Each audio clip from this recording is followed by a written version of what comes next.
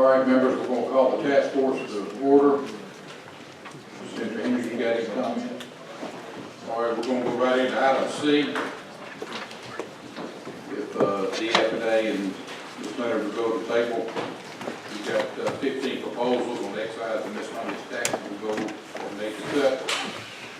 We'll go through each one of them, ask any questions, and then if we have a proposal to add it, we'll add that at the end of each presentation. If not, we'll move on to the next one.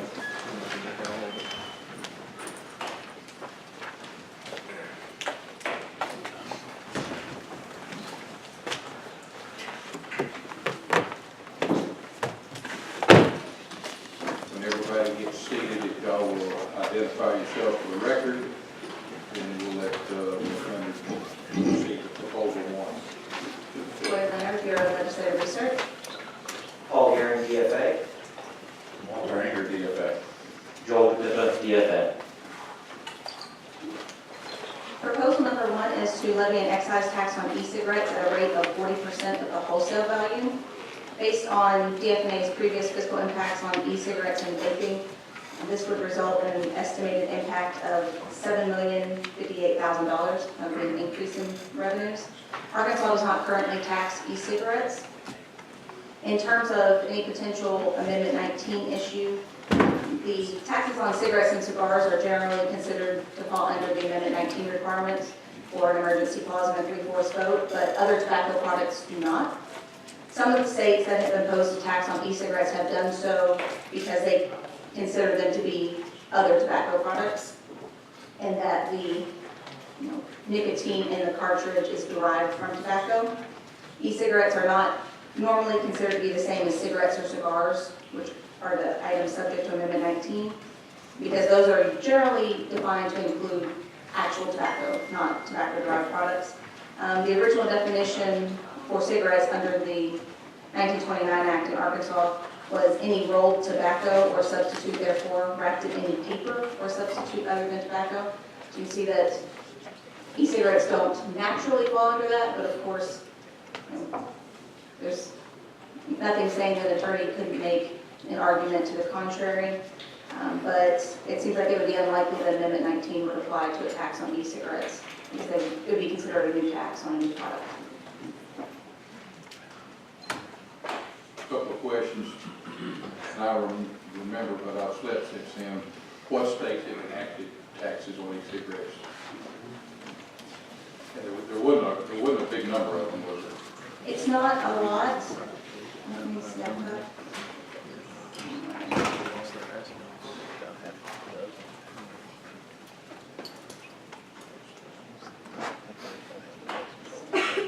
I have, based on what Ms. Kading gave us last week, California, Alaska, Kansas, Minnesota, Illinois, Pennsylvania, West Virginia, North Carolina, Delaware, Maryland, D.C., and Louisiana. Okay. And since this would be a new tax, this would require a 75% ratio? It seems more likely there would be a majority vote, because it's a new tax that wasn't existing at the time of Amendment 19, and that wouldn't stop anybody from making the argument that they're similar to cigarettes and should be subject to Amendment 19, but given how other states have handled it and the original definition of cigarettes, I think it's more likely that it would require a majority vote. But of course, I can't say for sure what the court would decide. Representative Pitcher recognized. Thank you, Mr. Chairman. Along Chairman Jean's question, are other states traditionally in the 40% excise tax range, or do they have different ranges? States tax e-cigarettes different ways. One of two ways. Generally, it's either a percentage of the wholesale value or it's a set price per milliliter. So the state tax levies that do it as a percentage range from 40% to 95%. Some states also allow local governments to enact a tax, and those go as low as 30%. And then in terms of the rate per milliliter, that goes from I believe 5 cents to about 7.5 cents per milliliter. And then there are some different rates for local governments. Senator Henry. Thank you. I just want to remind folks, and I think if you look on the front page there, this is, it's got the recommending member of each of these, and just as we've done in the past, we'll be looking for motions, whether or not we put this in the final packet, or whether we do further research and discussion. But I want to remind members that we passed a recommendation early on in this process that any exemptions or tax increases that we passed would be part of a tax relief package. So again, while some of us might not support a standalone tax increase on this or cigarettes or anything else, we might support it in inclusion with a overall tax reduction package to make it possible to bring the overall rate down for everybody else. So again, I just think it's important for members to understand that we're not talking about standalone proposals here. We're talking about whether or not these proposals would be part of that overall tax reduction package that we would be talking about.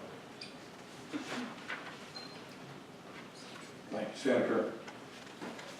George, were you through? Do you want me to do all of the e-cigarette proposals? Please. Proposal number 2 would be to include e-cigarettes within the definition of tobacco products other than cigarettes, and that would subject them to the rate that's currently levied on other tobacco products, which is 68% of the manufacturer's invoice before discounts. DFNA has indicated that this would result in approximately a $12 million increase, and then the legal analysis on this would be the same as the first proposal. Then the third proposal also deals with e-cigarettes. That would be to levy an excise tax on e-cigarettes that is somewhere in the middle in terms of what other states do. So as I talked about before, those rates are either a percentage of the wholesale value or a set price per milliliter. DFNA has given a fiscal impact for a percentage tax, 65% of the retail price, and they've estimated a fiscal impact of $11,029,000 in increased revenues. Or if the state did a 7.5 cent tax per milliliter, it would result in approximately $1.5 million impact.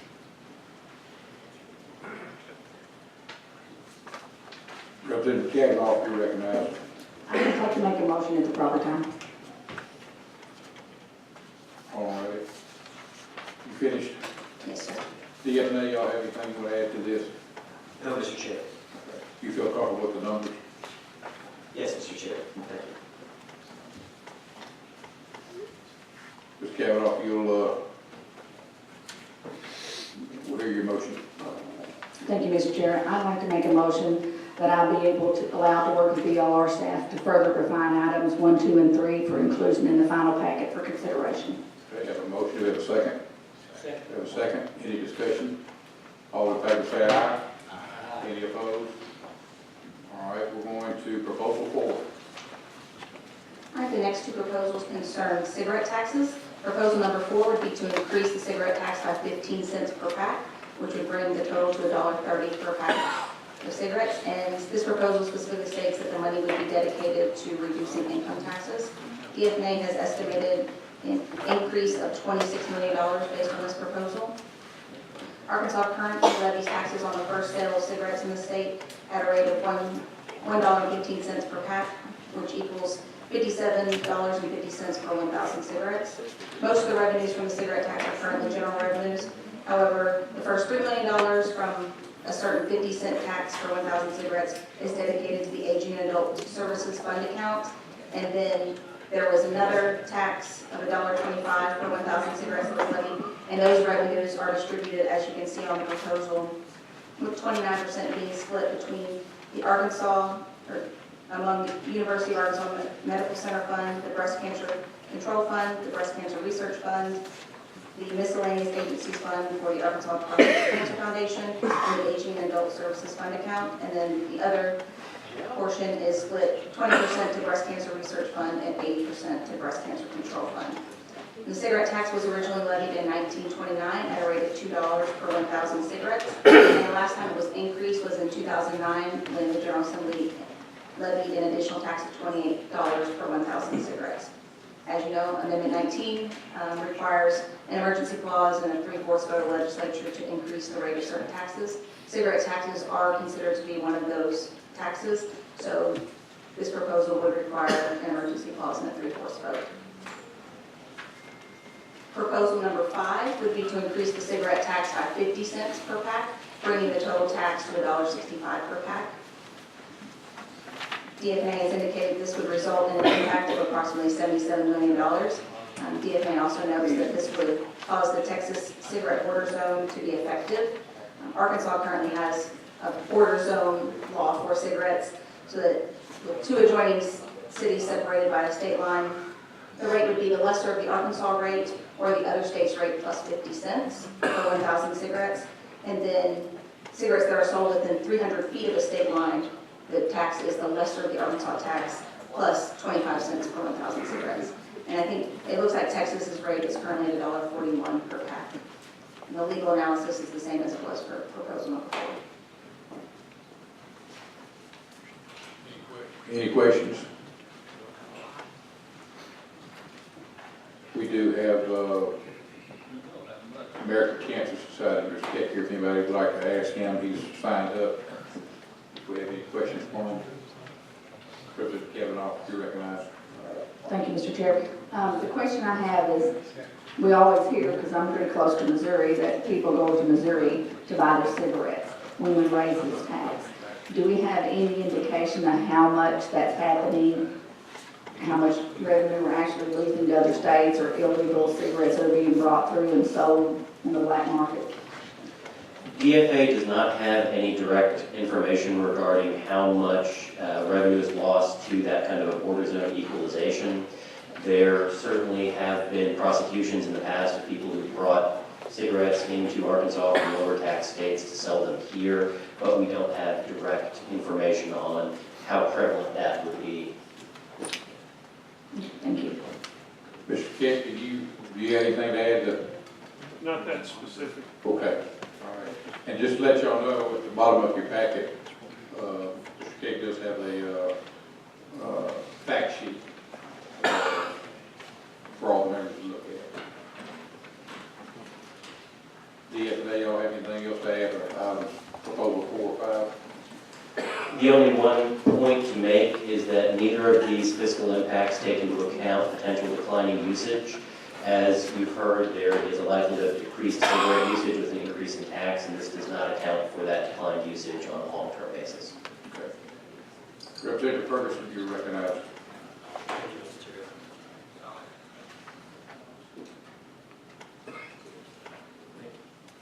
What do you got, Lincoln?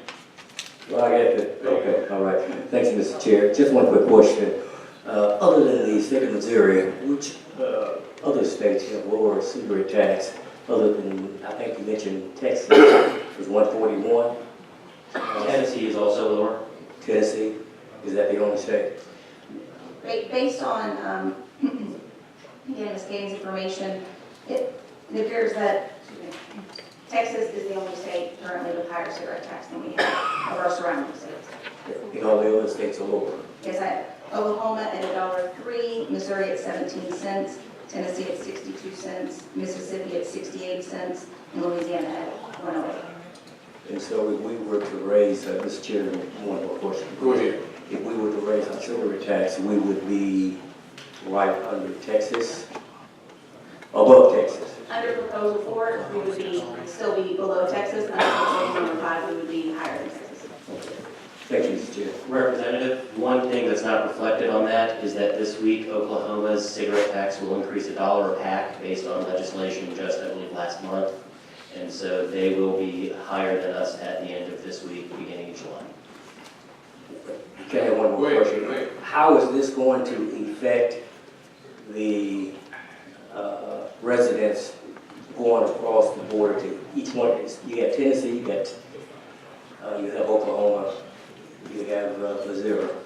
How do you, Louisiana? Yes. How is this going to affect the, I think you've already answered that question, but you don't have any data as to the loss of revenue. Okay, all right. Thank you, Mr. Chair. Representative Michael John Gray, you're recognized. Thank you, Mr. Chairman. 43. Yes, sir.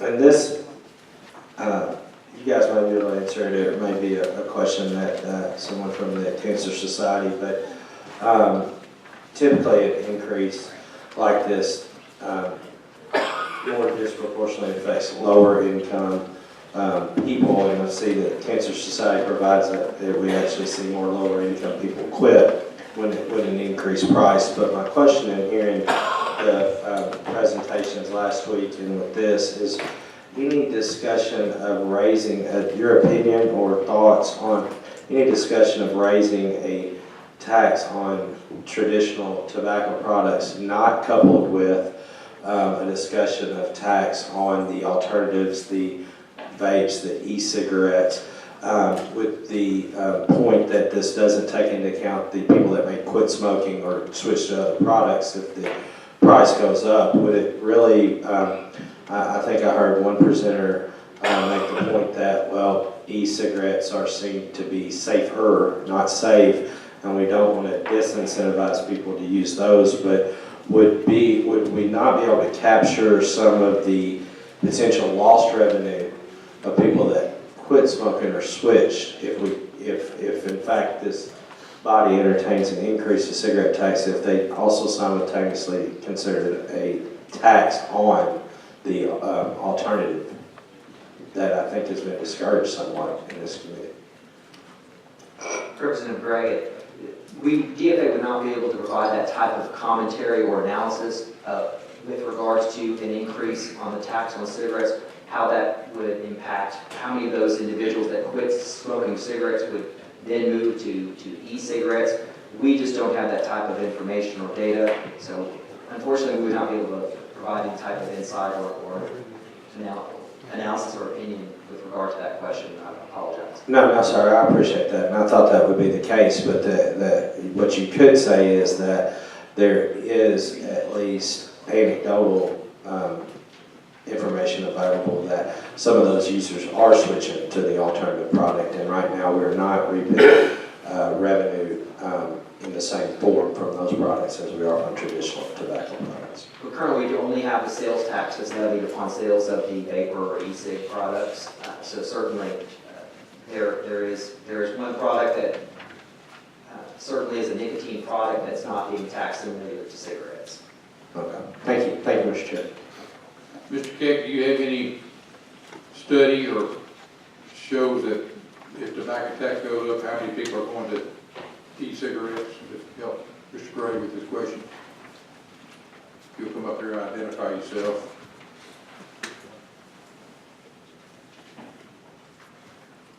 Thank you, Mr. Chairman. Thank you, Mr. Chairman. The specifics of that, there aren't enough specific studies related from the transition of traditional tobacco to e-cigarettes and vaping products that would be able to substantiate. I do want to use the opportunity to address some of the concerns about cross-state sales claims that last week I referenced two states that had significant increases in their tobacco tax, the states of Florida and Minnesota. I mistakenly referenced Wisconsin, but it was Florida and Minnesota. In both states, they shared borders with multiple states with lower cigarette taxes. In 2009, Alabama had a rate of 42.5 cents per pack, and Georgia 37 cents per pack. When Florida implemented their $1 per pack cigarette tax increase, they experienced almost a 200% increase in cigarette tax revenue, while Alabama and Georgia at that same time experienced a 4.4 and 5.1% decline in cigarette tax revenue.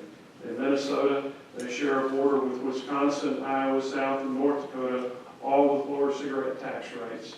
And they increased their state revenue by more than $200 million. And in addition, their rates of adults and youth who smoke were sharply reduced. And as a follow-up, I may add, both Florida and Minnesota now have smoking rates that are below the national average.